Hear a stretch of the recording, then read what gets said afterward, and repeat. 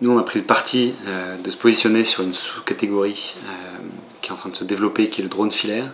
Donc une liaison physique entre le drone et une station au sol, qui permet à la fois de l'alimenter, de passer les données de manière sécurisée et en très haut débit, et de sécuriser le vol du drone, puisque c'est des fils qui vont être renforcés en Kevlar, et on va pouvoir garantir que le drone reste sur une demi-sphère d'opération fixe. Et donc on a développé une gamme de stations filaires qui permettent de se connecter à 95% des drones sur le marché et de les transformer très rapidement en filaires. Et donc on est capable de le déployer aujourd'hui à jusqu'à 100 mètres d'altitude comme un point fixe, et ce sur plusieurs jours d'affilée. Et donc les deux segments, cas d'usage sur lesquels aujourd'hui on se développe, c'est la surveillance aérienne.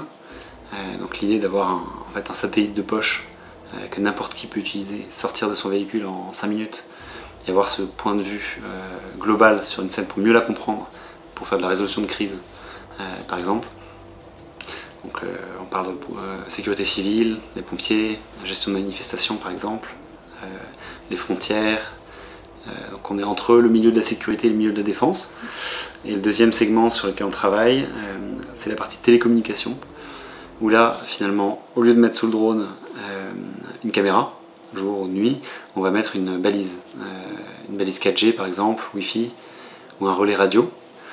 Et on va recréer une antenne temporaire pour avoir un réseau qui soit à la fois local, sécurisé, et ce dans des zones où il n'y a pas forcément de couverture. Donc là on s'adresse plutôt aux opérateurs de télécom, sur un événement par exemple où vous avez 2000 personnes et un réseau qui est complètement saturé, on va pouvoir développer des antennes de support. Voilà, on va pouvoir créer des réseaux ad hoc, faire de l'extension de réseau ou des bulles tactiques sécurisées, et là aussi pour la partie sécurité cible.